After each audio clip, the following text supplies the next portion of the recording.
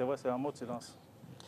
Bonsoir, bon dimanche. D'avance, bonne Coupe d'Afrique des Nations de football 2021. L'événement, vous le savez, est donc lancé avec cette compétition inter-camerounaise pour que perdure le beau football.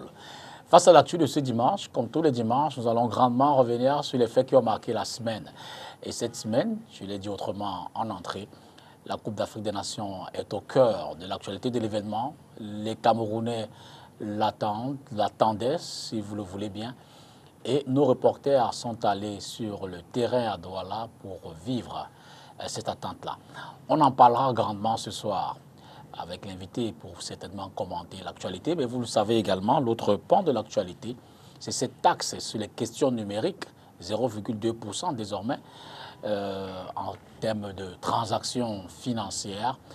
La question numérique sera également au cœur de cette émission parce que l'invité de ce soir, Jean Ginestar Priso, est un patron d'un groupe, Ginestar Technologies, dont le siège est à Abidjan avec des antennes ici à Douala, à Bangui et à Yaoundé.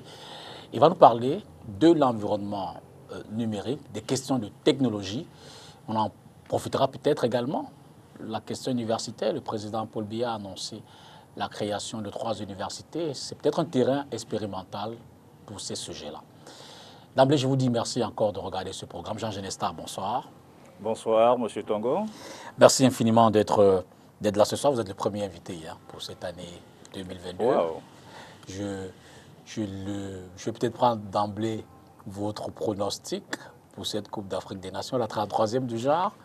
Vous dites au soir du 6 février, le Cameroun est champion. Oui, mais ça peut être qu'en tant que Camerounais, le souhait de tout Camerounais. Mais ici, nous sommes dans une compétition et surtout une fête africaine. Ouais. Et la fête, pour qu'elle soit belle, il faut que les équipes se valent et que réellement l'enjeu soit de taille. Et qu'au finish, le meilleur, c'est l'Afrique qui gagnera à la fin. Dans tous les cas, tout le mal qu'on souhaite à notre équipe, c'est d'être championne. Mais je voudrais préciser également que dans la société civile, vous êtes dans la diaspora parce que vous vivez à Abidjan. Vous avez été longtemps coordonnateur de la Cameroun Patriotic Diaspora, une entité qui regroupe les Camerounais de la diaspora. Et vous avez donc été très actif dans cette structure-là. Oui, c'est vrai.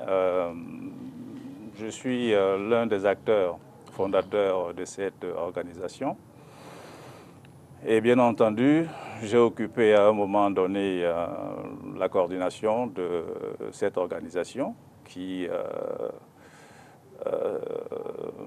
se repartissait en fait sur 3 continents, le continent africain, le continent européen et américain. Nous avions donc des membres, des compatriotes qui continuent de faire, bien entendu, continuent d'évoluer dans cette organisation.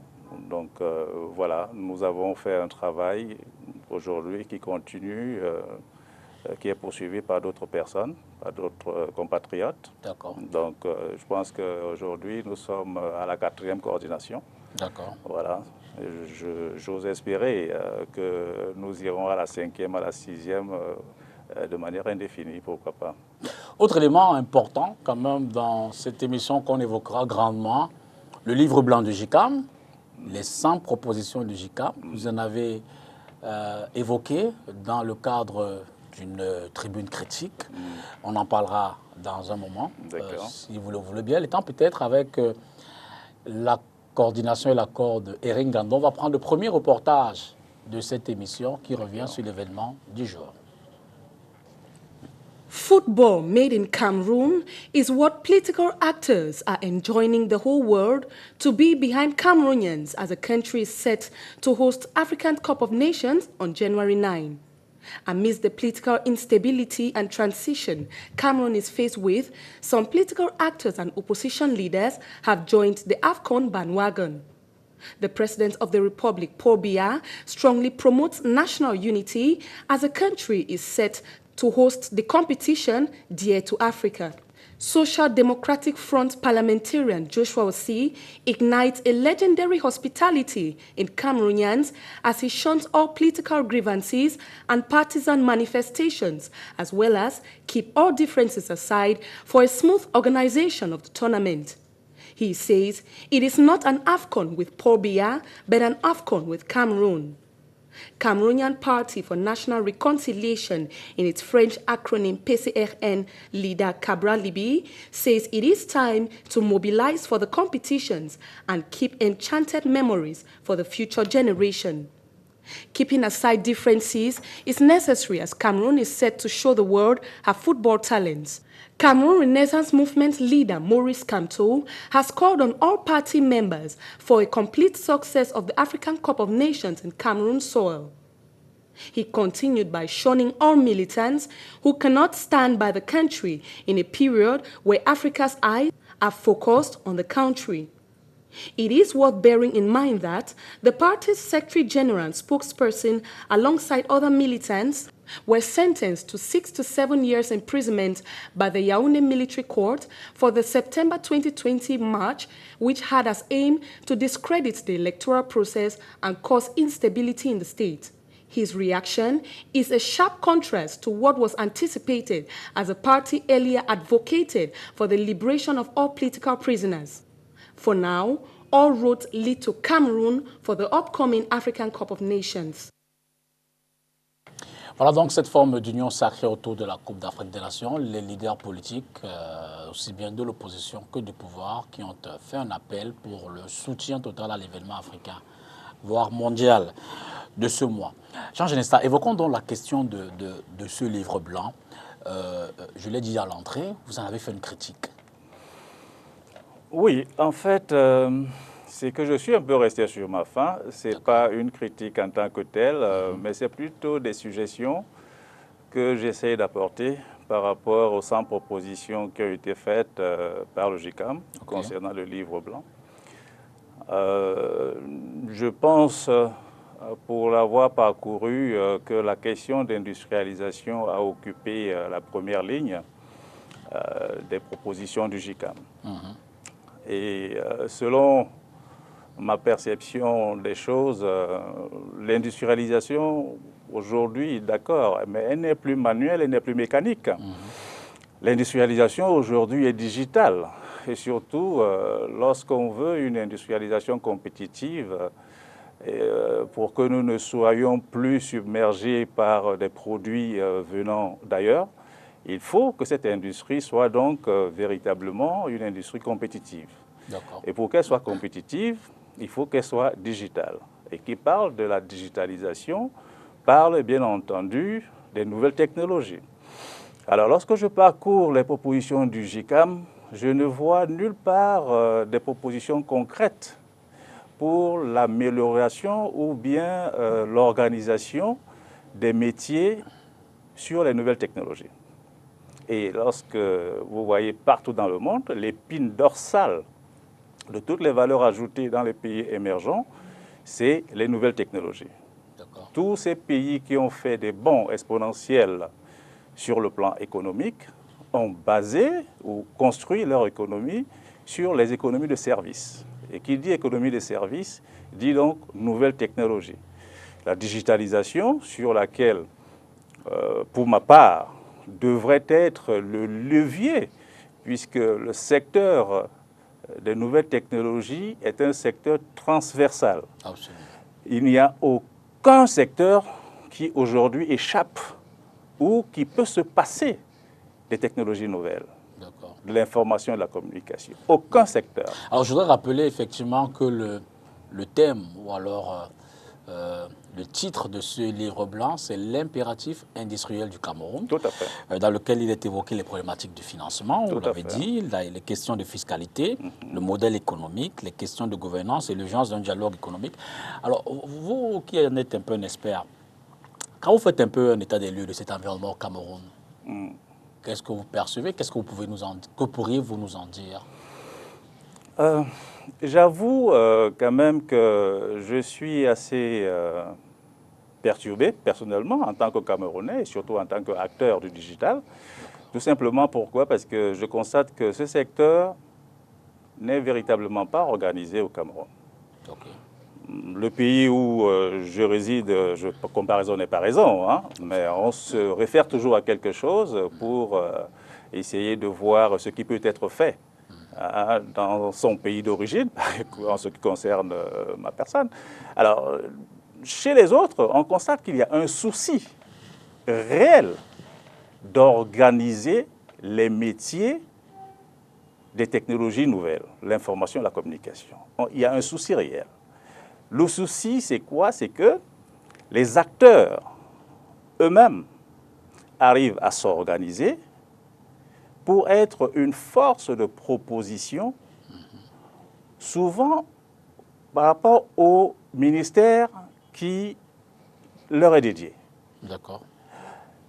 Et si les acteurs n'ont peut-être pas cette prise de conscience de s'organiser, mais il revient, puisque c'est un secteur très important, je l'ai dit tantôt, c'est un secteur transversal. Quand on parle de la gouvernance électronique, quand on parle de ceci, de toutes les manières, il n'y a pas un seul secteur qui échappe. Donc, les pouvoirs publics devraient s'en saisir et essayer donc d'organiser ce secteur. Parce que ce secteur est un secteur qui peut leur être profitable dans le développement ou le déroulement des activités. Autrement, vous dites au GICAM, essayez de porter la réflexion, essayez de vous organiser et puis voyez comment vous pourrez implémenter avec l'accompagnement du gouvernement. Oui, c'est une possibilité. Oui, le GICAM, je dis encore une fois, il y a un très bon travail qui est fait, hein, ça c'est indéniable. Honnêtement, le livre blanc est une production que nul ne saurait nier pour la vitalité ou son importance.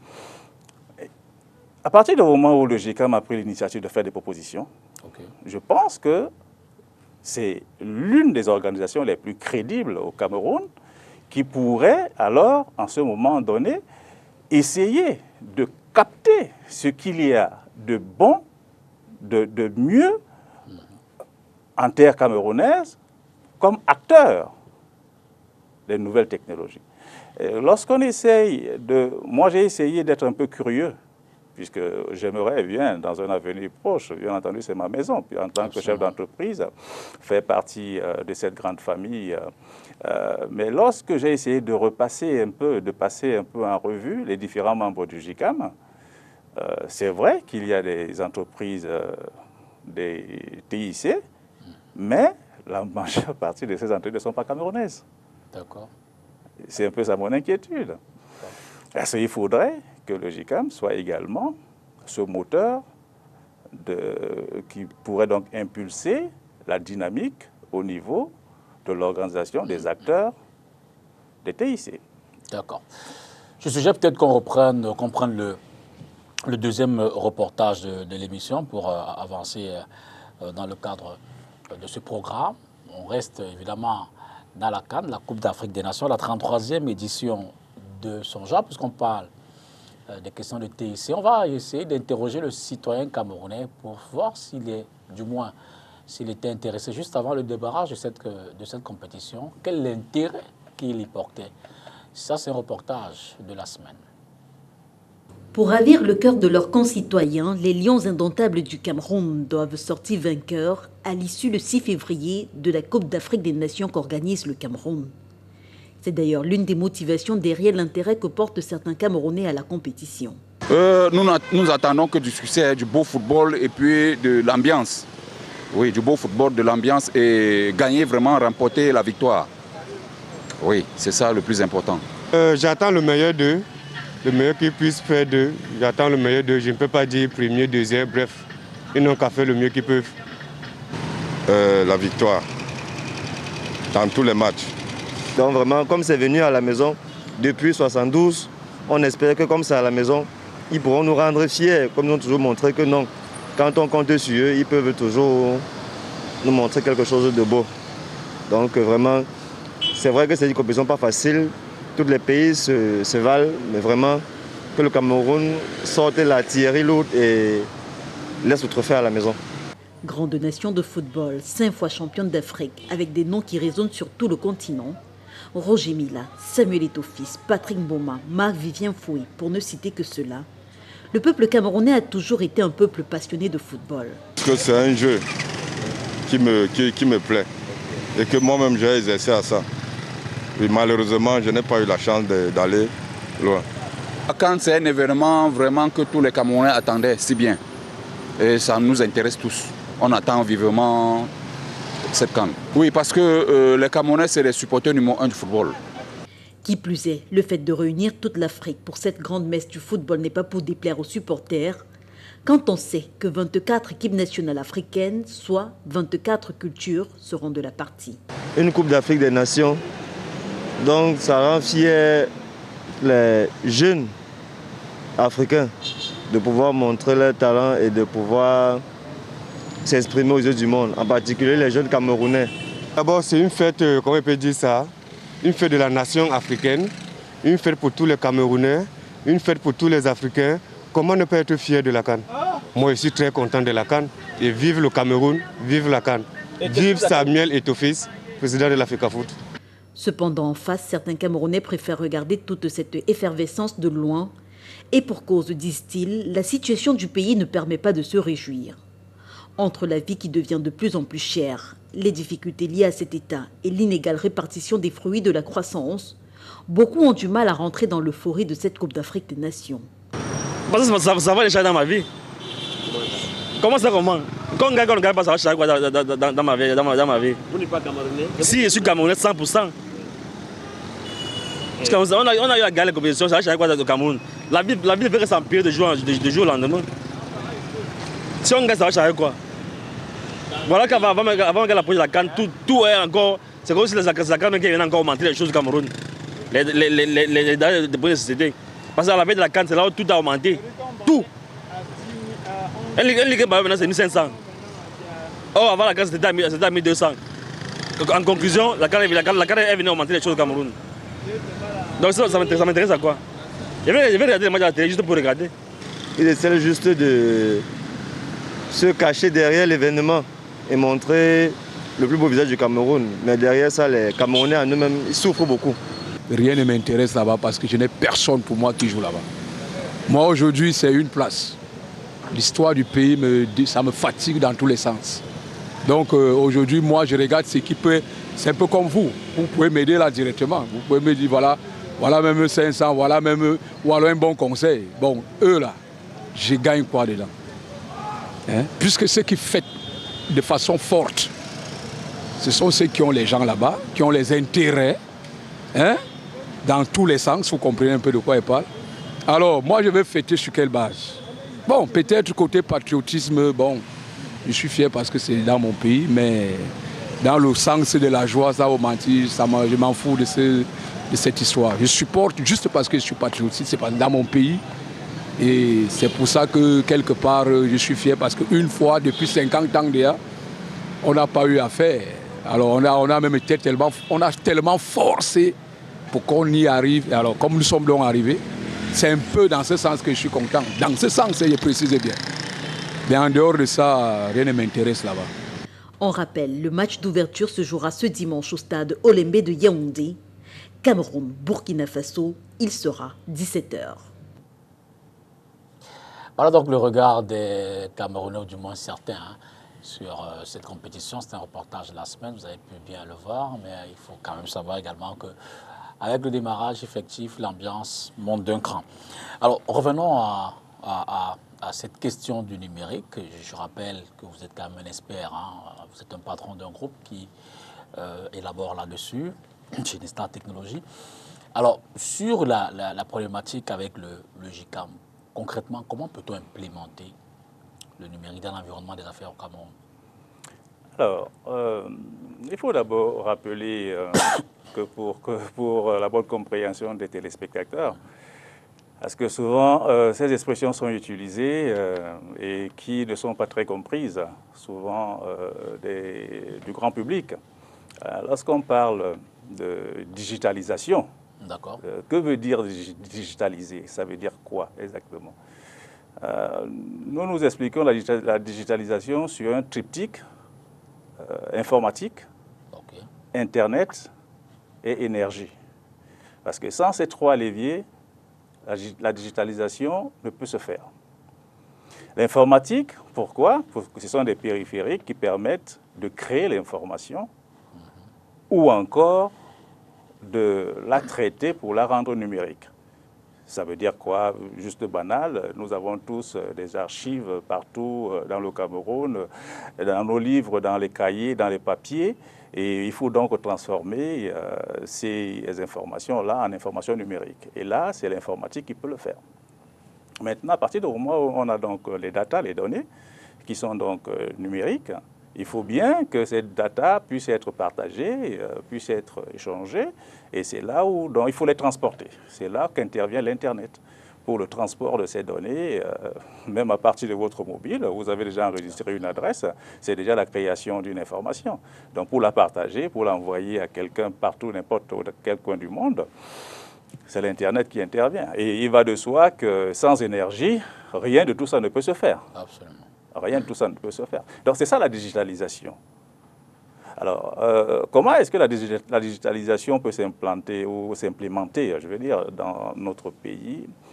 Tout est question de volonté politique et de priorité également. C'est la priorité des priorités aujourd'hui dans le monde. Donc, un pays ou un gouvernement qui ne s'y attelle pas, honnêtement, il est difficile de comprendre sa politique de développement. Parce que sans nouvelles technologies, rien ne peut se faire aujourd'hui. Et lorsqu'on constate les corps de métier, je vous assure que c'est des milliers de corps de métier parce que c'est aussi une niche d'emploi inestimable. D'accord. C'est une niche d'emploi inestimable. Il y a des corps de métier tellement innovants, mais qui sont méconnus dans nos pays et qui sont susceptibles d'apporter d'énormes valeurs ajoutées dans notre économie. Mais ces corps de métier sont méconnus. Et méconnus même dans les formations de nos jeunes frères qui sont encore... Donc c'est autant de choses. La question est de se poser comment faire connaître donc ces nouveaux corps de métier. Et qu'est-ce que ces nouveaux corps de métier peuvent apporter comme valeur ajoutée. Vous voyez, la question biométrique est sur toutes les lèvres aujourd'hui, on en parle, et tout ça, ce sont des nouveaux corps de métier, mais dans ça se trouvent beaucoup de choses en fait. Donc, qu'est-ce qu'il faut faire pour implémenter cela? Je répète encore, c'est une volonté politique qui doit donc prioriser, bien entendu, le développement de ce secteur dans le pays, et on ne peut le faire sans acteurs. D'où donc l'importance d'organiser ce secteur ou encore de faire la promotion de ce secteur. Moi, je suis souvent, choqué de voir que mon pays, par exemple, ne possède pas un data center, par exemple, centre de données. C'est inadmissible, c'est inadmissible. On en trouve au Sénégal, on en trouve... Comparaison n'est pas raison. Chaque pays a ses priorités, mais il y a ce qu'on appelle les indispensables. À notre époque, aujourd'hui, il y a ce qu'on appelle des indispensables. Le Cameroun devrait rapidement et systématiquement avoir un data center. C'est là que sont logées toutes nos applications, des administrations, de tout ça, toutes nos informations d'identification et tout ça. Donc, c'est l'historique, en fait, si vous voulez, des données. La mémoire, voilà. Donc, c'est inadmissible qu'à l'heure actuelle, que nous n'en ayons pas. Donc, c'est autant de choses, en fait. Et tout ça, écoutez, ce sont des Camerounais qui doivent le faire. Ça, c'est sûr. Alors, pour que les Camerounais le fassent, il faut qu'il y ait cette volonté politique d'accompagner les Camerounais pour le faire. Alors, essayons pour nous autres, qui sommes un peu profanes de ces questions-là, d'aller schématiquement, vous parlez de biométrie, vous parlez de numérisation, vous parlez de sécurisation. Concrètement, de quoi s'agit-il? Ce sont des nouvelles technologies, ce sont des technologies qui apportent de grandes valeurs ajoutées dans ce qui se fait. Quand on parle de sécurisation, par exemple, sécuriser, c'est sécuriser l'information. Absolument. Nous, en ce qui concerne notre corps, c'est l'un de nos corps de métier, c'est la sécurisation. Mais ici, nous parlons de la sécurisation des documents, c'est-à-dire tout ce qui est comme documents sensibles, documents sensibles, documents officiels, tels que les diplômes, tels que les actes de naissance, donc ce sont des documents physiques qui doivent être sécurisés. Donc il y a toute une technologie pour les sécuriser et les rendre infalsifiables. Oui. Parce que là aussi, il s'agit de donner une certaine crédibilité aux documents qui sont émis par nos administrations. Lorsqu'un document sort d'une administration, il faut que ce document soit des plus crédibles possibles et des plus infalsifiables. Donc il y a des technologies pour cela. La sécurisation des données également se fait aussi par la sauvegarde. Et les sauvegardes, je vous assure qu'il y a tellement de techniques aujourd'hui de sauvegarde que bon, on ne pourra pas en parler aujourd'hui. Donc voilà, c'est pour dire que tout cela fait partie des technologies, des nouvelles technologies qui apportent une certaine sécurité, qui apportent une certaine aisance d'utilisation. Hein. En fait, les nouvelles technologies sont là pour nous rendre la vie un peu plus facile. Un peu plus facile. Et que nous ayons une accessibilité à l'information en temps T. D'accord. Voilà. Autant, mieux on a vite l'information, autant c'est rentable pour tout le monde. Absolument. Gagner du temps. Quand on dit que le temps, c'est de l'argent, on a gagné du temps. Plus on gagne du temps, plus on produit vite et plus on produit beaucoup. D'accord. Travail, produit, richesse, c'est tout. C'est comme ça que ça se passe, en fait. Alors, vous parlez tout à l'heure des éléments de la numérisation. Vous avez cité, je crois, les questions énergétiques. Bah, évidemment, on regarde notre environnement aujourd'hui. C'est vrai, on construit des centrales, des barrages et autres, mais il faut dire que notre capacité en termes de production énergétique devrait être un frein à ces questions-là. Non, mais bien sûr que ça en est un. Ça en est un, évidemment. Et ce n'est pas les acteurs qui manquent, s'il vous plaît. Parce que je ne veux pas faire de publicité, mais les Camerounais, je vous assure, j'en connais, qui peuvent effectivement faire des offres dans ce sens, surtout concernant... En termes de production énergétique. Oui, bien sûr. Les énergies renouvelables, surtout. Les énergies renouvelables, surtout. Absolument. Parce qu'en fait, ces énergies renouvelables ont une particularité ou un avantage, c'est leur déploiement qui est facile, rapide et qui va dans des contrées les plus éloignées. Vous voyez un peu, c'est un peu ça l'avantage de ces énergies renouvelables. Dernièrement, les banquiers en parlaient, puisque en fait, aujourd'hui, on parle beaucoup plus de la digitalisation, de la banque digitale. Et bon, on parle de la banque digitale. La banque digitale, c'est beaucoup plus pour répondre à l'inclusion financière. L'inclusion financière pour amener les citoyens ou les concitoyens à avoir les comptes bancaires. Aujourd'hui, on peut créer une banque sans toutefois avoir un local. Une banque peut être une banque en ligne avec un compte, une carte de crédit. Tout est joué. Donc, pour cela, pour aller dans des contrées les plus éloignées, il faut de l'énergie. Et on ne va pas construire les barrages partout. Absolument. Donc il n'y a que les énergies renouvelables qui peuvent faciliter cette implantation, en fait, cette extension des services, parce que c'est une extension des services financiers qui doivent être à la portée de tout le monde. Donc il faut donc que l'énergie soit donc disponible dans les coins et recoins pour que les citoyens puissent effectivement s'en servir. Voilà. D'accord. On va prendre le troisième stop de cette émission, toujours en relation avec cette Coupe d'Afrique des Nations. C'est l'événement, on ne peut pas ne pas en parler avec autant d'engouement, autant d'envie, pour cette fois-là focaliser sur un aspect qui revient souvent, les supporters. Donc, reporters à Yaoundé sont allés rencontrer un monsieur, Dao Ibrahim, qui est un fervent supporter du Sénégal, et du coup nous a dit comment est-ce que pendant cette Coupe d'Afrique des Nations, eux, les Sénégalais, du moins des supporters qui viendront ici au Cameroun, qui sont d'ailleurs déjà là, vont accompagner leur équipe. Les Lions de la Teranga. Suivez plutôt. Ibrahim Dao est un tailleur sénégalais qui vit à Yaoundé depuis 40 ans. Supporter inconditionnel des Lions de la Teranga, il prépare depuis des mois l'arsenal nécessaire pour accompagner son équipe de cœur durant la CAN au Cameroun. On voit ça, on est fiers. Ça nous motive aussi. Ça, c'est le couleur national. Quand on dit l'hymne national, drapeau national du Sénégal, On dit 12e Gaïndé. 12, ça dit beaucoup de choses. Beaucoup ne savent pas comment on dit 12e Gaïndé. 12, on suit le terrain, 12e c'est le supporter. Le supporter qui motive l'équipe, il galaville l'équipe. Mais quand on bouge, l'équipe bouge. Quand l'équipe bouge, on bouge. C'est comme on appelle le supporter 12e Gaïndé. 12e Gaïndé, c'est partout dans le monde. N'importe quel pays où vous arrivez, il y a le 12e Gaïndé. 12e Gaïndé, c'est derrière l'équipe. N'importe quelle compétition, dans le pays, équipe qui viennent, basket, volleyball, tout sorte, on est derrière. Il est à la tête d'une forte délégation de supporters sénégalais vivant sur le sol camerounais. Avec son équipe, soutenue par les autorités de son pays, il planifie de nombreux voyages à destination des Bafoussam où la poule du Sénégal est basée. Éliminé en quart de finale en 2017 par le Cameroun et en finale en 2019 par l'Algérie, il pense que le Sénégal a les atouts pour remporter la CAN 2021 à condition que les erreurs du passé soient corrigées. C'est que nous, on a trop d'attaquants. Tu vois une équipe qui va à la CAN à 9 attaquants, c'est trop. Oui. On a même actuellement la Machallah, les joueurs qu'on n'a pas placé, quel joueur. Oui. C'est ça qu'il nous faut. On prend Alexis, on prend qui, on prend les qui. On a une bonne équipe. Machallah.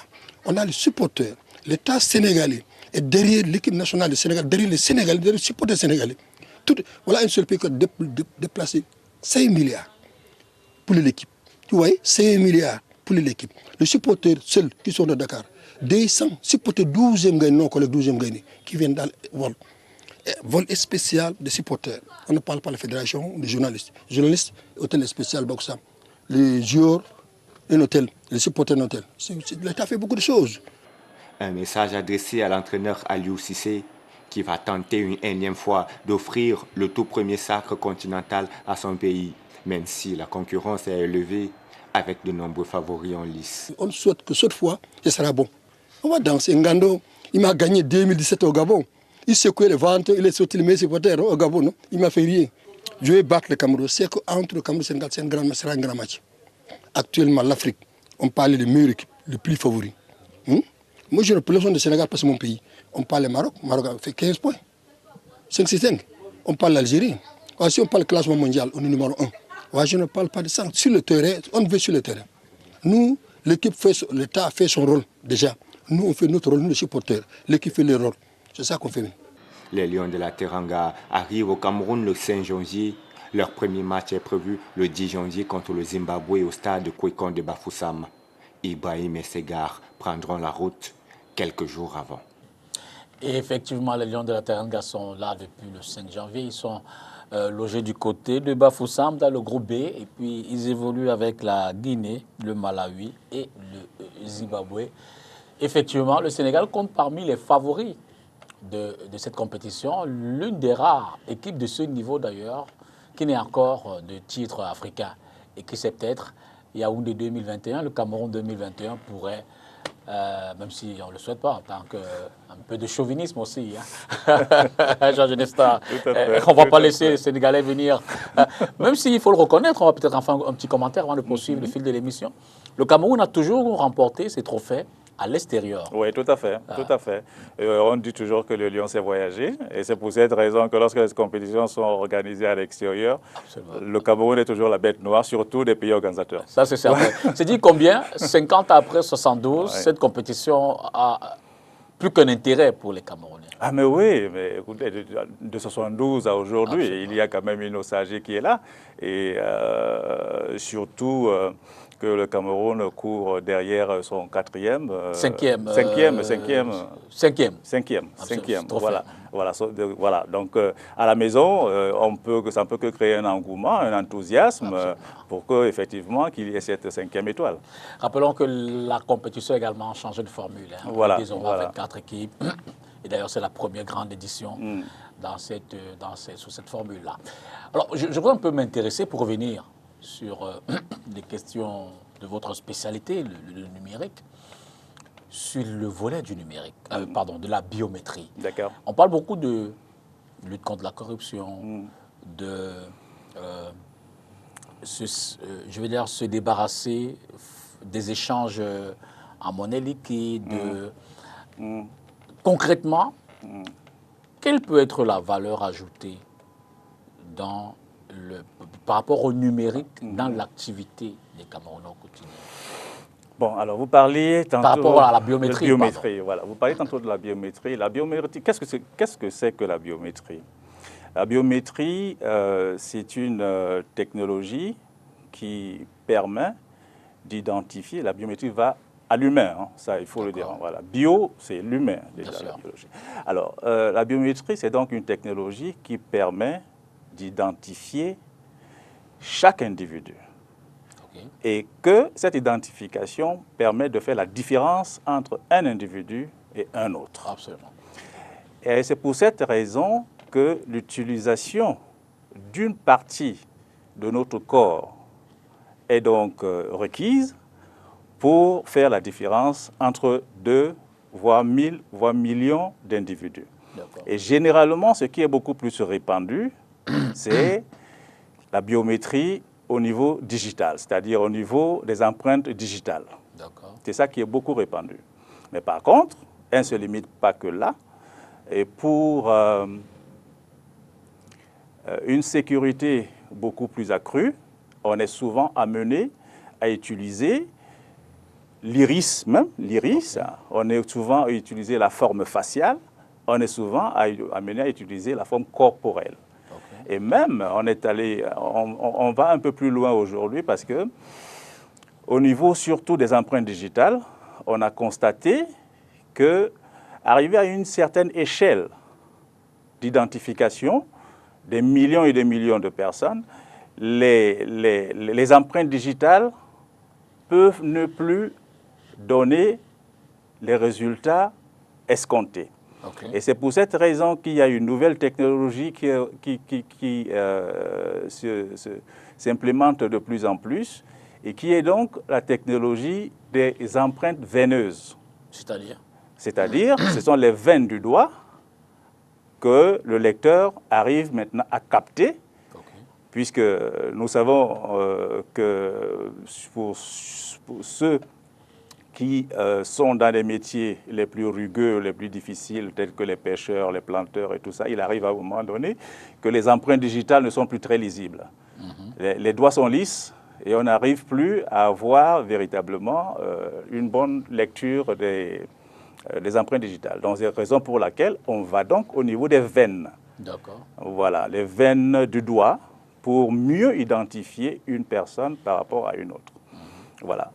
Donc, voilà, la biométrie, si on peut expliquer ça en donc, ça peut être un élément, je le disais, oui, par exemple, de lutte contre la corruption, de facilitation des échanges au niveau bancaire. La banque, quand même, on a notre domaine, hein? Oui, tout à fait, surtout au niveau de la sécurisation, mais beaucoup plus au niveau de l'identification des clients. Comment identifier, parce que la biométrie a pour but de lutter contre l'usurpation d'identité. Voilà, pour que quelqu'un d'autre ne vienne pas à la place de quelqu'un d'autre. Donc la banque étant un secteur quand même assez délicat, hein, les finances, donc les banques aujourd'hui tendent donc à identifier leurs clients par des technologies biométriques. Et il y a même des nouvelles cartes, les cartes de crédit, qui sont aujourd'hui des cartes de crédit biométriques, pour beaucoup plus donner le maximum de sécurité des cartes qui nous appartiennent. Voilà. Alors, maintenant, la mise en œuvre... Pourquoi? Parce que, je ne coupe pas, parce qu'en fait, vous savez, à partir du moment où la carte actuelle, à partir du moment où on vous la subtilise, immédiatement, lorsqu'on connaît votre code, tout peut se faire. Tout peut se faire. Alors qu'avec la biométrie, tant que la machine n'a pas encore détecté que c'est vous, votre doigt, à moins que vous ne coupiez mon doigt pour aller faire l'opération à ma place. Donc, tant que vous n'aviez pas encore été identifié en tant que tel par donc, la technologie biométrique, vous ne pouvez pas avoir accès aux données. On le dit pour rire, mais je veux dire que bon, chez nous, il n'y a pas de question, saugrenue. Si mon doigt est coupé, est-ce qu'il peut fonctionner sur dans le sens biométrique? Non, mais le doigt, mais pas la main. D'accord. Je veux dire, si quelqu'un me prend mon empreinte là, et puis il va s'en servir. Oui, c'est possible. C'est possible. Ce sont des cas qui sont même déjà passés. C'est possible, même dans des fictions, vous voyez souvent. En fait, alors maintenant, sur les questions de numérisation, Quels sont les acteurs, les concepteurs, la mise en œuvre, le schéma? Je veux dire, s'il faut numériser, par exemple, nos activités au Cameroun, quels sont les acteurs? Bon, la numérisation, c'est quoi? La numérisation, c'est la transformation d'une information sur un support physique aux données numériques. C'est ça, la numérisation. Et les acteurs de la numérisation, honnêtement, c'est pour cette raison que je dis qu'il faut que le secteur s'organise. Et peut-être qu'il y a de très grands techniciens de numérisation au Cameroun, mais qui sont méconnus. Et il faut donc en fait arriver à avoir un fichier des acteurs, des professionnels de ces corps de métier. À partir du moment où vous avez ce fichier, et même pourquoi pas la cartographie, parce qu'en fait, ce n'est pas seulement à Douala, à Yaoundé ou à, je ne sais pas, Bafoussam. Ils peuvent se trouver dans des contrées, surtout, même beaucoup plus à la diaspora. Si vous avez un fichier qui recense les professionnels dans les corps de métier de pointe comme ceux-là, il va de soi que c'est une valeur ajoutée pour le pays. Parlant même de la... C'est vrai qu'il y a beaucoup de choses à dire, mais parlant de la diaspora, c'est une manne du ciel. C'est une manne du ciel. Un pays qui ne capitalise pas, et surtout de surcroît un pays comme le Cameroun, qui a eu ce que Dieu lui a donné de plus... C'est la diaspora, elle est là pour apporter cette contribution positive qu'on pourrait attendre en matière de nouvelles technologies, en matière même économique. Regardez par exemple, le budget du Cameroun, il est de combien? De 4 800, je pense, 4 875 milliards, quelque chose comme ça. Un peu plus de 5 000 quand même. Sensiblement. Oui. Sensiblement.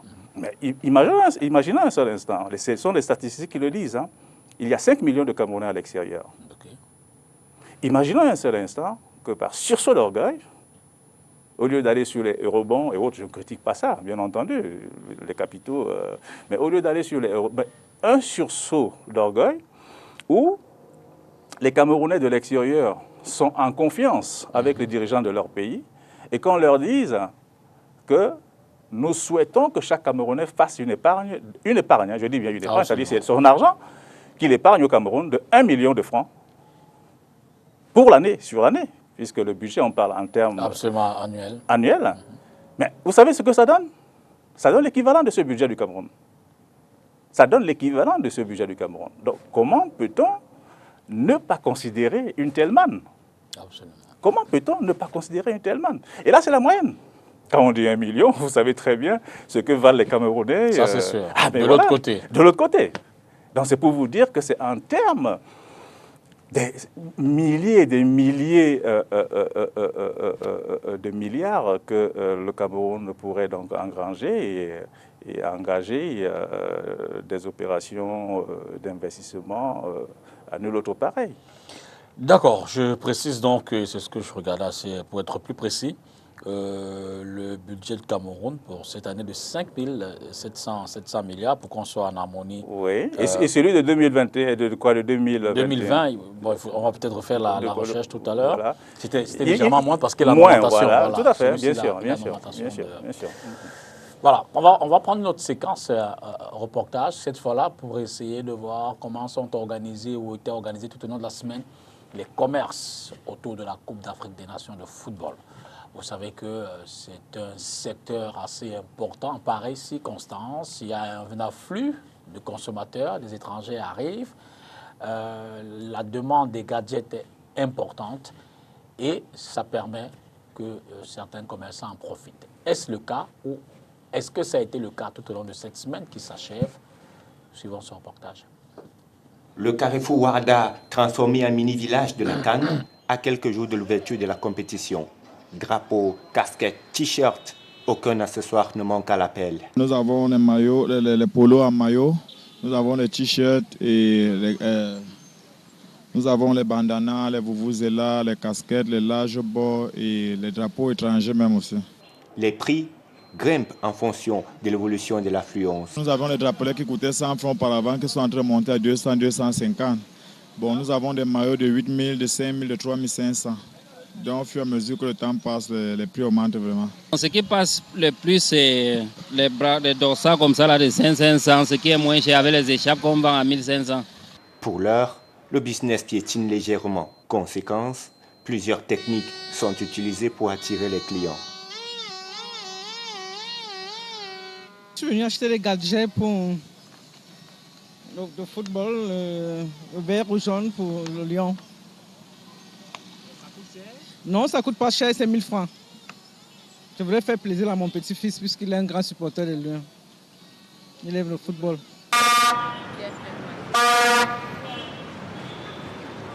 Le marché est un peu dur pour le moment parce que l'homme camerounais attend toujours le dernier moment pour réaliser. Et nous, on attend toujours jusqu'à dimanche. Outre le Cameroun, tous les autres pays en compétition sont ici représentés. Au-delà des gadgets du Cameroun, nous avons les gadgets du Mali, de la Côte d'Ivoire, du Zimbabwe, du Nigeria qui sont beaucoup demandés par les supporters, puisque c'est cette population qui vit beaucoup sur le territoire camerounais. Je vends d'abord pour le Cameroun et pour les autres pays, ça vient après. Dès le 9 janvier, ils vont se déployer à Olembe et au stade Omnisport, les deux sites qui abritent la compétition à Yaoundé. Notez effectivement qu'avec la compétition qui était effectivement lancée, ces commerces fleurissent davantage encore pour le plaisir de tous ces consommateurs-là qui sont des spectateurs, le public et tous ceux qui veulent garder ou alors avoir des gadgets et des effigies à la couleur de leurs équipes. Et d'ailleurs, la Côte d'Ivoire, elle est engagée aussi. Hein. Ah ben oui, c'est ma seconde nation. Ici à Douala, au groupe E, Côte d'Ivoire, Algérie. C'est ma seconde nation. Et je souhaite à la Côte d'Ivoire réellement qu'elle aille le plus loin possible dans cette compétition. Et je serais vraiment très heureux, en fait. Voilà, ça c'est mon pays, voilà, mon second pays. Alors vous le dites, la numérisation, c'est une activité transversale. Tout à fait. Mais je veux dire que s'il y avait une priorité dans les activités à numériser dans notre pays, par exemple, ce serait lesquelles? Ah, je vous assure que ça, c'est une question. Alors, je ne sais pas comment vous avez fait pour me la poser parce que c'est... Alors, l'identification dans un pays est quelque chose de fondamental.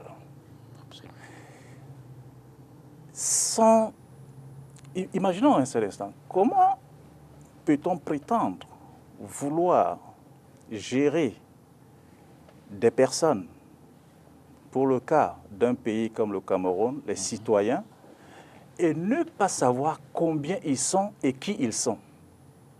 Je suis chef de famille, je veux faire un budget pour ma famille. Je ne connais pas le nombre de mes enfants, je ne connais pas le nombre de mes femmes ou, je ne sais pas, de mes petits-enfants. Et puis, je veux faire un budget. Mais sur quoi je me base pour faire ce budget? Donc, c'est pour dire que l'identification est quelque chose de fondamental.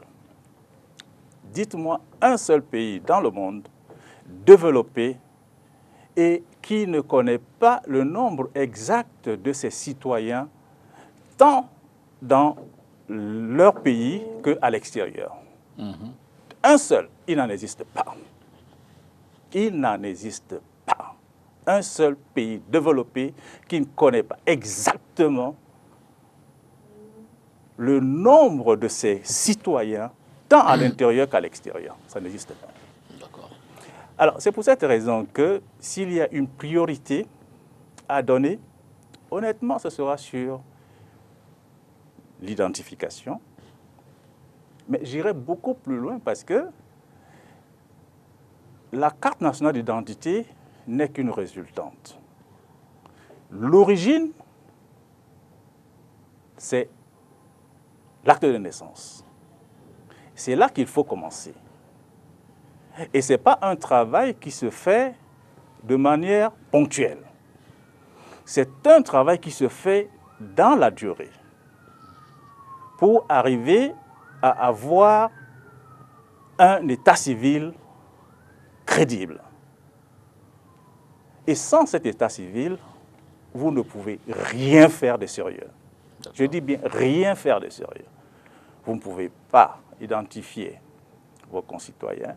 Même les passeports dont on dit s'appuient sur quoi? Puisque la pièce mère, maîtresse, c'est l'état civil. Et c'est pour cette raison que j'ai eu l'opportunité d'avoir, il y a peut-être 12 ans, 8 ans ou 9 ans, j'ai eu l'opportunité d'avoir une séance de travail avec le BUNEC. D'accord, le Bureau national de l'état civil. L'état civil. À l'époque. J'ai eu l'occasion d'avoir un échange avec le BUNEC et je m'étais rendu compte à quel point la question de l'identification n'est véritablement pas prise au sérieux. Pourquoi? Parce que, pour juste une parenthèse que je vais vite fermer, lorsque le retour à l'époque des agents du BUNEC, ils m'ont dit écoutez, M. Priso, vous venez nous faire des présentations sur l'identification, sur la sécurisation des actes de naissance, sur ceci, sur cela, mais nous n'avons pas de budget. Donc, vous comprenez très bien qu'à partir du moment où on vous le dit, ça veut tout dire. Absolument. Non. Alors, c'est pour vous dire que moi, la priorité des priorités pour notre pays, c'est l'identification. Et il est... Vous voyez les acteurs qu'on change tout le temps. Absolument. Les acteurs qu'on change tout le temps. Et ces mêmes acteurs, c'est pas faute de ne pas les connaître, nous les connaissons, mais ces mêmes acteurs gravitent un peu partout, surtout dans nos pays francophones. Ça, c'est sûr. Surtout dans nos pays francophones, il y a des frasques un peu partout. Et pourquoi n'ont-ils pas encore réussi à nous donner une identification vous parlez des entreprises que l'on recrute pour mettre ce schéma-là, pour implémenter ce schéma. Okay. Et comme je vous le disais tout à l'heure, c'est des actions régaliennes, c'est-à-dire... c'est la sécurité d'ailleurs, une question de sécurité. Voilà. Et ces déploiements de technologies, honnêtement, devraient se faire avec les nationaux. Ou encore, je n'ai rien contre la technologie qui nous vient d'ailleurs, ou des acteurs qui nous viennent d'ailleurs, mais qu'on les mette en joint venture, je ne sais pas en quoi, avec des nationaux. Parce que c'est eux qui connaissent mieux quelle forme d'identification il faut pour notre pays. Juste un exemple. Au Rwanda, par exemple, leur coutume interdit de compter les gens. Leur coutume, au Rwanda, par exemple, leur coutume interdit de compter les gens. Alors, si vous envoyez quelqu'un de l'extérieur pour venir les compter, mais écoutez, les Rwandais ne vont pas accepter. Mais par contre, s'il y a un Rwandais qui va leur expliquer que vous voyez, cette identification, c'est pour ci, c'est pour ça, ça passera mieux. C'est autant de barrières que nous devons donc lever pour mieux réussir notre identification dans les pays concernés. En ce qui nous concerne, pour délivrer une carte nationale d'identité, celui qui a un Djikine-Meki, il fait comment? Il fait comment? Donc, c'est autant de choses. J'ai beaucoup écrit dessus, mais je pense que le moment viendra où nous aurons nécessairement l'opportunité ou la possibilité d'essayer d'apporter notre contribution de manière concrète pour la réalisation de cette idée. Parce que notre pays ne peut pas avancer tant que nous n'avons pas une identification crédible. Et en d'autres termes, je veux dire, quand on fait un peu l'état des lieux, vous dénoncez, peut-être pas le mot, mais je veux le dire tout comme, vous dénoncez cette sous-traitance étrangère de notre sécurité, de la sécurisation de notre identité, c'est bien cela? Encore une fois, ce sont nos collègues, hein, c'est-à-dire en fait, nous nous côtoyons dans les salons, on se connaît. Ça, mais je dis encore une fois, nous ne sommes pas contre la technologie qui nous viendrait d'ailleurs. Mais localement, nous avons des acteurs qui doivent pouvoir aider techniquement dans cette implémentation. D'accord. Et ce qui est encore un peu révoltant, ou révoltant même, ce sont des coûts souvent qui sont avancés. Les coûts qui sont faramineux et dont les résultats ne sont vraiment pas... En d'autres termes, à offre identique, les coûts des nationaux seraient moindres? Ou alors... Non, ce n'est pas que les coûts des nationaux seraient moindres, mais seulement les nationaux qui s'y connaissent trouveront des canaux pour non seulement pour trouver des solutions pérennes, mais en plus de cela, des solutions qui seront le matériel qui serait plus compétitif. Ça veut dire quoi? Nous pouvons aller directement vers les constructeurs, directement vers les constructeurs de ces équipements. Par contre, ce qui se fait maintenant, c'est que nous avons des intermédiaires qui vont vers des constructeurs et qui viennent implémenter des solutions chez nous. Alors que nous-mêmes, nous pouvons aller. Nous sommes en capacité pour. Et nous bénéficions même quelque chose de très important, parce qu'il ne s'agit pas seulement d'implémenter un système, mais il s'agit de le pérenniser. Ça, c'est sûr. Et le pérenniser signifie qu'il faille avoir un SAV. SAV, service après-vente. Service après-vente. Pour faire de la maintenance. Absolument. C'est pour cette raison que vous allez constater une chose, c'est qu'il arrive des moments où on vous dit « on ne peut plus produire des cartes ». Parce que la machine est en panne. Absolument. Et la pièce doit venir, je ne sais pas, du Portugal. Et ce sont des choses inadmissibles. Inadmissibles. Et en matière de politique même d'identification, il est très anormal qu'on puisse centraliser l'identification. Ce n'est pas possible pour un pays comme le nôtre. Quelqu'un qui on doit délocaliser ça. On doit délocaliser. Dans les mairies, dans les... Oui, mais pourquoi pas dans les mairies? C'est-à-dire, c'est le schéma qu'on doit tout simplement adopter pour décentraliser et être plus proche des citoyens pour leur servir ce sésame dont ils ont le droit. C'est le minimum qu'on puisse donner à un citoyen, c'est-à-dire, en fait, l'identifier, sa carte d'identité. C'est le minimum qu'on puisse donner à un citoyen. On est citoyen que par ce support-là. On n'est pas citoyen. C'est ça qui montre que vous êtes effectivement citoyen d'un pays. Alors, vous n'êtes peut-être pas la personne indiquée pour répondre, mais c'est tout comme en même temps, vous côtoyez ces gens, vous avez certainement peut-être fait des offres de services là-bas. Pour vous, qu'est-ce qui coince dans la numérisation d'abord au Cameroun, mais davantage dans ce choix d'une expertise qui n'est pas forcément locale? D'abord, la première des choses que tout le monde peut observer, c'est la volonté politique. D'accord. À partir du moment où vous avez des décideurs qui ne veulent pas réellement utiliser les compétences locales, puisque même si elles n'existent pas, on peut, effectivement, je parlais de la diaspora tout à l'heure, il y a plein à l'extérieur qui peuvent le faire. Il va quand même d'une question souveraine, parce que ces histoires-là sont des questions souveraines, et nous devons nous en approprier. Et ce qui donc amène souvent à choisir les acteurs extérieurs, je pourrais le dire sur le fait que l'improvisation. L'improvisation, pourquoi? Parce que, en fait, si on avait réellement voulu que les compétences locales s'en occupent, tantôt je disais qu'il fallait organiser les secteurs des nouvelles technologies. Ce sont des priorités qu'on allait donner, qu'on allait mettre. Je ne sais pas, qu'est-ce qui pourrait empêcher le Cameroun d'envoyer certains de ses ingénieurs se spécialiser dans la chose? Dites-moi. Dites-moi. Tout est ouvert, partout dans le monde, aux États-Unis, en Asie, en Corée, partout dans le monde, c'est ouvert. Qu'est-ce qui empêcherait qu'on envoie pour une question qui est une question vitale et qui est une question en fait indéfinie? Parce que tant que le Cameroun existera, les citoyens camerounais auront toujours besoin. Ça, c'est sûr. Ça, c'est clair. Donc, ce n'est pas une question ponctuelle. C'est une question qui est, tant que le Cameroun est là, on a besoin de ça. Donc, il y a donc nécessité d'investir dans la formation pour ces technologies. Ce ne sont pas des ingénieurs qui nous manquent. C'est clair. Mais voilà, donc ces spécialités sont des spécialités qui sont à notre portée. Restons dans la thématique.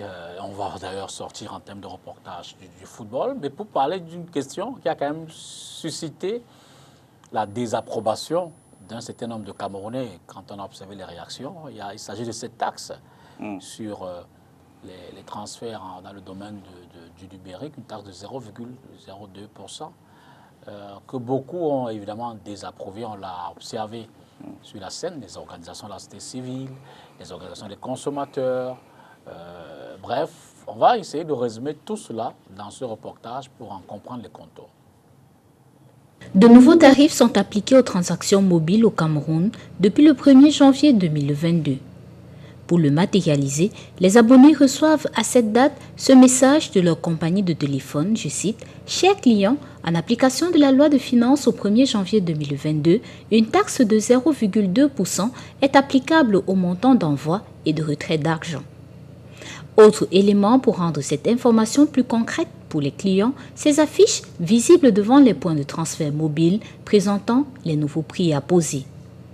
Conséquence de ce changement, les clients se font rares ce 3 janvier 2022 dans ces points de retrait ou d'envoi d'argent mobile situés au quartier Aqua dans le 1er arrondissement de Douala. Depuis ce matin, les clients se plaignent particulièrement par rapport à ça et la majorité des clients fuient. Donc tous ceux qui avaient déjà l'argent dans le compte ne font que déstocker leur compte, ils font que faire des retraits, ils préfèrent rester vider les comptes parce que les tarifs sont vraiment très énormes. On ne gagne même pas beaucoup et s'il faut garder l'argent et retirer avec ces tarifs, vraiment c'est très pénible. Donc, et nous autres que nous sommes commerçants, nous sommes dans les transferts d'argent. Nous perdons énormément de clients, nous n'avons plus du marché. Certains abonnés, pour manifester leur mécontentement, affirment qu'ils vont suspendre leur compte de transactions mobiles. Une taxe qui est assez élevée déjà. Déjà, le coût que Orange appliquait déjà, on trouvait déjà c'est un peu élevé. Mais maintenant, ce que le gouvernement a encore augmenté, ça c'est nous décourager. En ce qui me concerne personnellement, je ne compte plus faire des transactions avec ces SIM. Je vais appeler, recevoir mes transactions d'argent, je ne vais plus faire. On va essayer de voir comment on va gérer ça d'une autre manière. Donc ce qui existait, vous avez tout simplement retiré? Oui, je retire juste mon argent que j'ai dans les comptes et le reste, je ne me sers plus de ça. Que les taxes sont montées, on n'a pas de choix. On n'a pas de choix. Toutes les personnes qui ont déjà gardé leur argent ne peuvent que retirer. Et en attendant que le gouvernement trouve un moyen. Nous trouvons cette taxe-là très exorbitante pour tout un chacun. Si j'aurais la possibilité, je vais seulement retirer. Je ne peux pas supporter ça. Sur les réseaux sociaux, l'indignation est collective. Sur son compte Facebook, la Direction générale des impôts explique que cette réforme est le fruit de mûres réflexions du gouvernement qui s'est toujours préoccupé de protéger ses citoyens contre toutes circonstances susceptibles d'augmenter le coût de vie ou la charge fiscale des entreprises. Voilà une problématique. Hein? Vous avez une réaction là-dessus Oui, en fait, ce qu'on pourrait dire, c'est que nous sommes à l'ère aujourd'hui de ce qu'on appelle les fintech. Fintech, ce sont les banques en ligne, on en parlait tantôt, finance, technologie. Voilà, ce sont des transactions qui se font en ligne, hein, comme ce que les compatriotes décrivent, surtout pour la taxe qui s'est greffée dessus. Je disais tout à l'heure que si on avait vraiment un secteur très organisé ou bien organisé, on aurait beaucoup de banques en ligne. Aujourd'hui, en Europe, partout, ça fonctionne. Et je ne pense pas que, entre guillemets, le monopole qu'aurait un opérateur pourrait vraiment impacter la vie des Camerounais. Non, ils auraient le choix de partir ailleurs. Donc c'est parce que c'est manque d'alternatives que ça s'impose et que c'est décriant. Absolument. Voilà. Alors il y a quand même des secteurs clés, où j'ai failli dire des secteurs pour lesquels la numérisation est un peu comme le poumon, pour respirer, les secteurs comme la banque, les secteurs comme on parlait de sécurité tout à l'heure, la police, la gendarmerie. Est-ce qu'on peut développer dans un pays, je veux dire, est-ce qu'on peut, c'est clair que c'est faisable, mais je veux dire que quelle stratégie peut-on mettre en œuvre dans un pays comme le nôtre pour davantage encourager ces entités-là à y aller? Il s'agit de la numérisation. Oui, en fait, je suis plus à l'aise pour parler des banques, puisque je suis un peu partenaire des établissements financiers. Aujourd'hui, c'est la banque digitale qui a pris le pas surtout. Et c'est pour cette raison que les banques traditionnelles ont intérêt à se réinventer. Vous voyez, si elles ne se réinventent pas, elles vont disparaître. Ça, c'est sûr. Vous savez, les citoyens, les personnes ont du mal à se déplacer pour ne serait-ce qu'aller voir, consulter voilà, son solde, faire une opération au guichet, et surtout que nous sommes à une période avec le Covid qui doit limiter les contacts et autres. Donc c'est pour cette raison même que les banques en ligne, la FinTech a pris beaucoup de l'ampleur. Parce qu'à partir de son mobile, on peut tout gérer. Absolument. On peut tout gérer à partir de son mobile. Donc le secteur des banques est un secteur qui doit donc se réinventer, comme je le disais tantôt. Et toutes les banques aujourd'hui, beaucoup de banques sont en train de se lancer véritablement dans la digitalisation de leurs services. Donc ce sont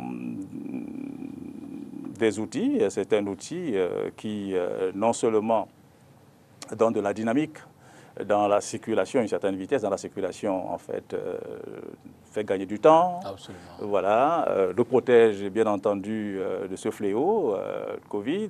Donc, puisque nous vivons aujourd'hui à une époque de téléconférence, les gens en présentiel ne font plus beaucoup de choses en présentiel. Donc, voilà. Donc, c'est ce qu'on peut dire sur la digitalisation, surtout parlant des établissements financiers. D'accord. Mais maintenant, vous parliez tout à l'heure à l'entrée de l'émission, saluant un peu ce qui se fait dans un pays comme la Côte d'Ivoire, donc de façon générale l'Afrique de l'Ouest. Qu'est-ce qu'on peut, je veux dire, qu'est-ce qui peut expliquer cette différenciation d'implémentation de la numérisation?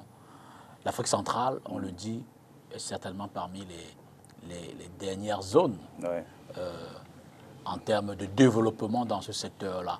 Pourquoi plus là-bas et moins ici? Encore une fois, c'est une question de volonté politique. Je ne cesserai jamais de me répéter. J'ai eu l'opportunité récemment de rencontrer, par exemple, le ministre des petites et moyennes entreprises pour l'organisation du secteur informel. OK.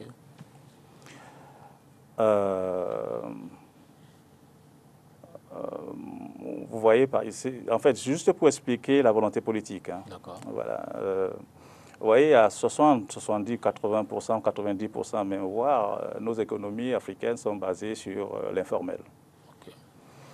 Et il faut bien trouver un moyen pour intégrer ces acteurs informels et capitaliser, puisqu'il s'agit quand même d'une très grande richesse. Notre économie est pratiquement basée là-dessus. Et le gouvernement ivoirien a pris le taureau par les cornes en faisant de ça une priorité. En faisant de ça une priorité. Actuellement, où nous parlons, il y a une identification systématique qui est en train de se faire au niveau de tous les corps de métier de l'informel. Une identification au préalable, parce que vous voulez gérer ces gens. Absolument, il faut... Vous voulez capitaliser quelque chose, il faut que vous puissiez maîtriser l'existant. Absolument. Donc, ce travail est en train d'être fait. C'est une volonté politique. C'est la même chose. C'est pour dire que j'ai beaucoup apprécié, cette prise de conscience du gouvernement qui, ma foi, va certainement leur donner beaucoup de ressources parce que nos États sont à la recherche de ressources aujourd'hui. Et même, si on va même voir sur le plan purement économique, on verra même qu'il y a un avantage à intégrer ce secteur informel. Pourquoi? Parce que ça va élargir l'assiette fiscale. Absolument. À partir du moment où l'assiette fiscale est élargie, le chapeau de plomb même qu'il y avait sur les grandes entreprises va s'atténuer un tout petit peu. Et l'économie souffle un peu. Puisque le GICAM même en parle. Absolument. Voilà. Donc ça va s'atténuer un tout petit peu. Et c'est tout le monde qui sera gagnant. L'État sera gagnant parce que l'assiette fiscale est élargie, gagnera plus, même si c'est 100 francs, 100 francs, 100 francs, 100 francs. Mais les 100 francs, 100 francs, 100 francs vont faire en sorte que sur les grandes entreprises, ça va... Et même, les grandes entreprises même pourront même embaucher. Puisque, en fait, à partir de ce, ils vont faire les économies d'échelle sur les rabais fiscaux. Et donc, ils pourront donc embaucher.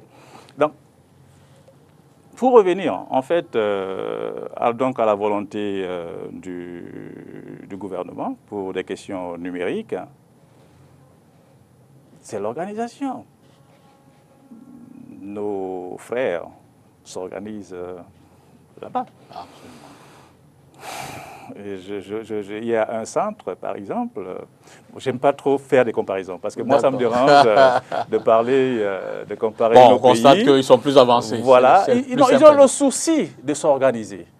Et lorsqu'on a un leadership qui permet ou qui met cela en avant, il faut le saluer. Ça, c'est sûr. Non, c'est le leadership. Le problème, c'est le leadership. Quand vous avez un leadership qui vous amène vers des objectifs rentables, bon, ben voilà, c'est ça, c'est ce que ça donne. Ça, c'est voilà. Clair. Évoquons l'un des derniers reportages de cette émission. Il tire déjà vers la fin. On va parler cette fois-là de la Covid, avec un nouveau variant qui a été découvert dans la ville de Marseille. En France, vous savez, professeur Raoul, on parle d'un variant, cette fois-là, qui viendrait du Cameroun. Il faut le dire tout de suite. Le gouvernement camerounais a totalement démenti, mais avant cela, nous avons observé ce reportage pour votre plaisir. Un nouveau variant de Covid-19 d'origine camerounaise découvert dans le sud de la France. Des experts d'un établissement de recherche dirigé par le professeur Didier Raoul annoncent sa découverte en début décembre. D'après des sources médiatiques, 12 personnes auraient été contaminées par ce variant provisoirement baptisé B.1.640.2. Tous testés positifs dans la même région et leurs tests ont montré une combinaison atypique, précise-t-on. Le patient 0 serait revenu d'un voyage au Cameroun, selon les experts. 46 mutations ont été identifiées chez ce variant contre 37 pour le variant Omicron. L'Organisation mondiale de la santé classe ce dernier parmi les variants sous surveillance. Pour le virologue Stephen Van Couch, pour le moment, il n'y a pas de quoi s'inquiéter. Le chercheur affirme qu'il est normal que le virus mute et le fait d'ailleurs quotidiennement. Cette découverte intervient tandis que le variant Omicron continue de faire exploser le nombre de cas de Covid-19 et les pays du monde entier misent toujours plus sur la vaccination. L'Organisation mondiale de la santé a indiqué récemment que le nombre de cas de Covid-19 enregistrés dans le monde avait augmenté de 11% par rapport à la semaine dernière. Le gouvernement, par la voix du ministre de la Santé publique, a totalement refuté cette information selon laquelle il y aurait un variant Covid Cameroun. Donc, pour le gouvernement camerounais, les recherches sont encore en cours et n'ont pas totalement abouti pour confirmer ce type d'informations-là. Cela dit, la numérisation, c'est également, vous l'avez dit, hein, une parfaite barrière pour lutter contre la Covid. Hein. Barrière dans quel sens? C'est bon, en fait, on peut tout simplement... On évite les contacts. Oui, bien entendu, tout à fait. Ce qui est sûr, avec les TIC, la digitalisation, c'est transversal, hein, c'est à tous les niveaux.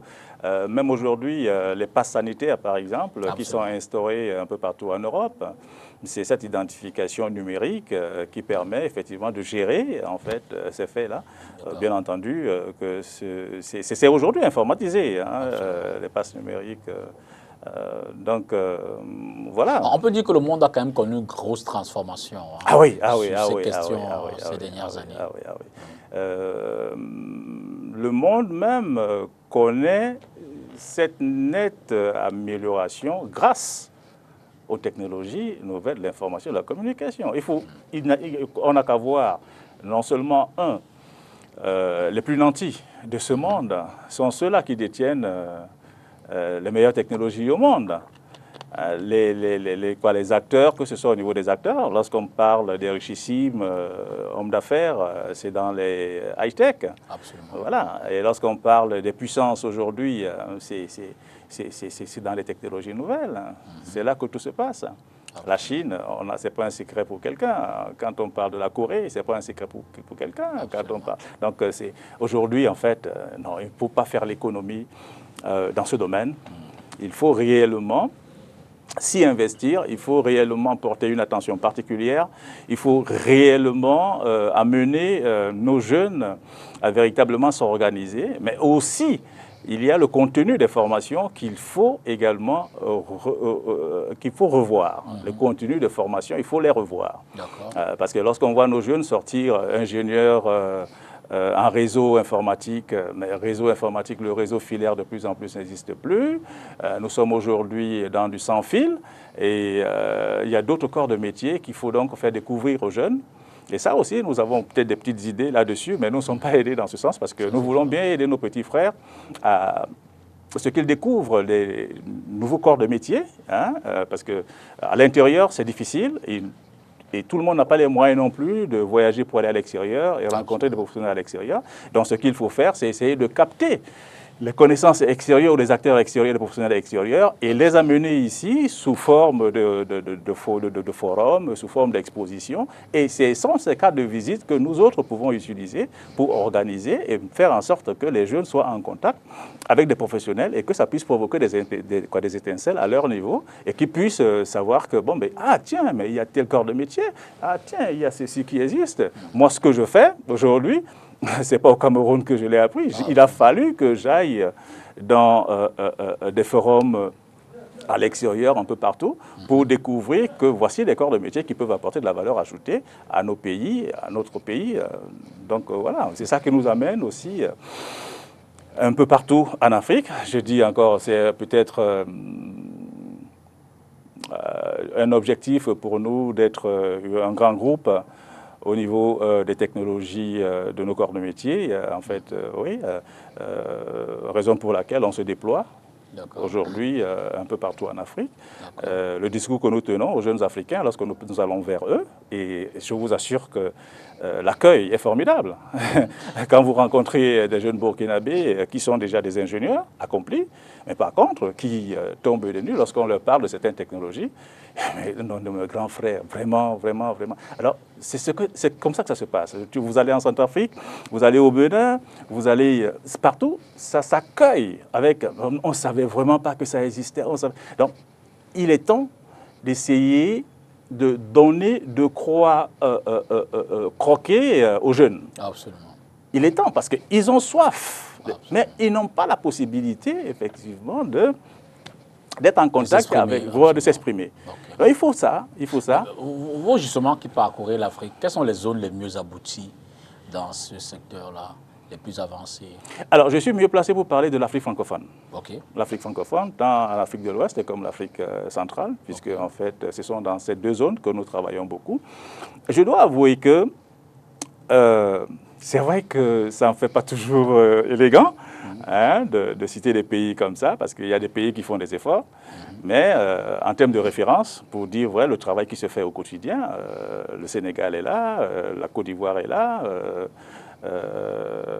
donc l'Afrique du Sud est là, bon, mais bien sûr qu'elle n'est pas francophone, mais les pays qui font des efforts. Donc voilà, mais il y en a pas mal, le Bénin qui suit, hein, il y en a pas mal qui ont vraiment pris le taureau par les cornes et qui se disent qu'il est temps quand même que nous puissions faire ce bond hein, qui est essentiel, qui est important dans notre développement. Prenons ce dernier reportage hein, de cette émission, on va certainement écraser une larme. Vous l'avez appris en même temps que nous, le décès du maire de la ville de Limbé, Andrew Modjimba Motanga, qui est décédé des suites de maladies, fatalement. C'était cette semaine. On va s'arrêter une fois dans ce reportage pour lui faire nos hommages.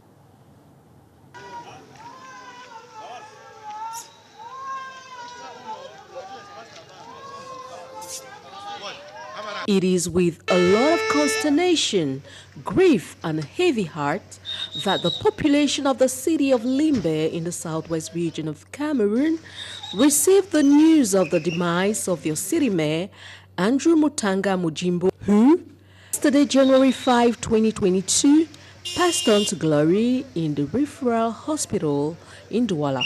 Heartbroken and filled with shock was the expression that loomed on the faces of the people of Limbe as they came out in their numbers to receive the remains of their city mayor yesterday from Douala. The news came with a lot of shock. We were not expecting this kind of news at this hour. And considering the state in which we are, I want to say we were very shocked, and as you see, we are very grieved.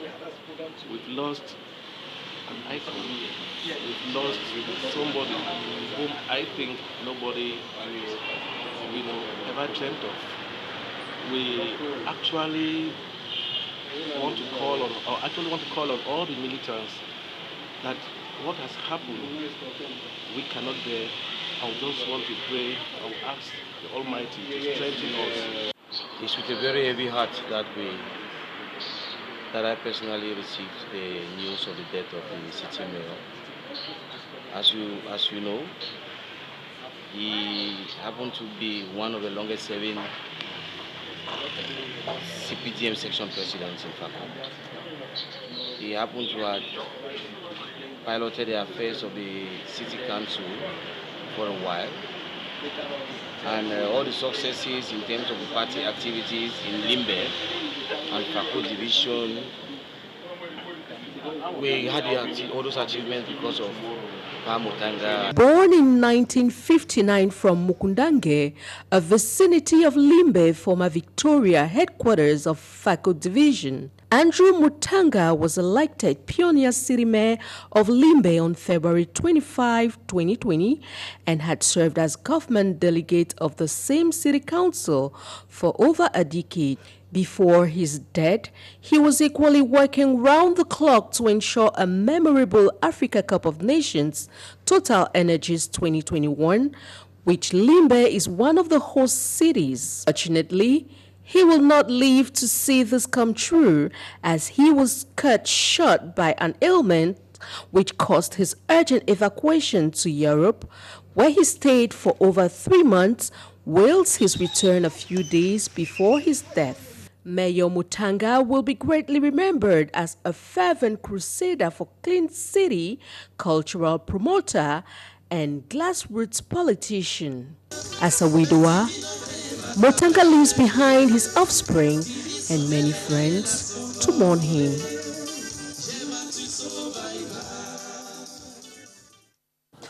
De repos à monsieur le maire de la ville de Limbe. Alors, on va faire un mot de la fin pour cette émission, tout au long de laquelle on a essayé de découvrir le monde de la numérisation. S'il faut retenir un ou deux sujets précis, ce seraient lesquels, Jean Genesta Priso? D'accord. Et en fait, je voudrais...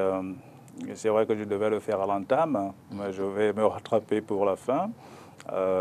Nous sommes au début d'une année.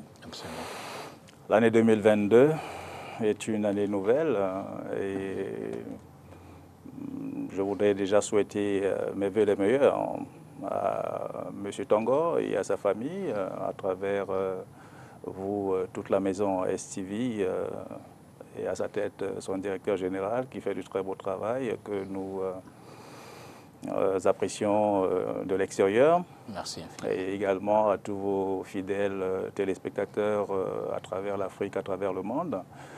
Bonne heureuse année et à leurs familles respectives. Merci. Donc pour le mot de la fin, ce que je voudrais réellement souhaiter, c'est aux autorités de notre pays. Aux autorités de notre pays, le Cameroun,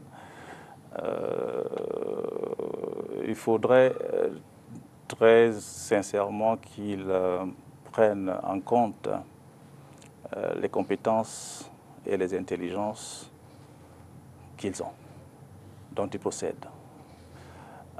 Personne de nous n'a écrit au Seigneur que je veux être Camerounais. C'est Dieu qui nous a mis ensemble et à partir de ce moment, nous sommes dans l'obligation de trouver les voies et moyens pour vivre ensemble. Ça seulement, personne n'a le choix. Ce n'est pas une question de dire que peut-être, non. C'est une obligation de vivre ensemble. Et lorsqu'on dit vivre ensemble, ça veut dire que nous devons vivre dans une complémentarité. Le gouvernement, quelle que soit sa puissance, ne peut jamais tout connaître, ne peut jamais tout maîtriser. Donc il est donc naturel, nécessaire, que ce gouvernement, pour le bien de la nation, s'appuie sur ceux de ses enfants qui ont certaines compétences. Quand bien même ces enfants n'auraient pas ces compétences, que ce gouvernement se charge à les leur donner. Parce qu'il y va de la vie de notre nation. Absolument. C'est, je le dis, beaucoup plus dans le secteur des nouvelles technologies. Nous avons voulu mettre en place, il y a de cela, en 2015, je crois, une organisation, le groupement des métiers des technologies de l'information et de la communication au Cameroun. Bon, c'est laissé lettre morte jusqu'aujourd'hui au niveau de la préfecture, nous ne savons pas pourquoi. Mais par contre, ce n'était pas pour Genestar, non, mais c'était beaucoup plus pour mes jeunes frères, pour mes autres collègues qui sont localement installés, les amener, bien entendu, à travers cet outil, à avoir des contacts avec des constructeurs extérieurs. Absolument. Alors, c'est pour le souhait, c'est que le gouvernement prenne donc à bras le corps cette question et qu'il essaye de tout faire pour organiser ce secteur, qui n'est qu'un secteur à très grande valeur ajoutée et qui ne peut apporter que du bien, en fait, à notre pays. Merci. Voilà. Merci infiniment à vous, Georges Nestor Priso. Vous vous êtes arrêté ce dimanche, c'est le premier de l'année. Bonne, heureuse année à vous également, à votre famille, à nos frères ivoiriens. Merci, tout à fait. Vous êtes de ce côté, à toute la diaspora camerounaise d'ailleurs qui est là-bas. Et merci pour cette expertise, cette connaissance que vous nous avez partagée tout au long de cette émission sur les questions de numérisation. Merci. À vous également, merci infiniment d'avoir regardé cette autre édition de Face à l'actu. Bonne année, nous sommes en première édition de l'année et puis je l'ai dit à l'entame de l'émission, bonne chance une fois de plus aux Lions indomptables engagés dans la 33e édition de la Coupe d'Afrique des Nations de football qui se joue au Cameroun. Bonsoir. Bonsoir, merci. Je suis la seule spectatrice.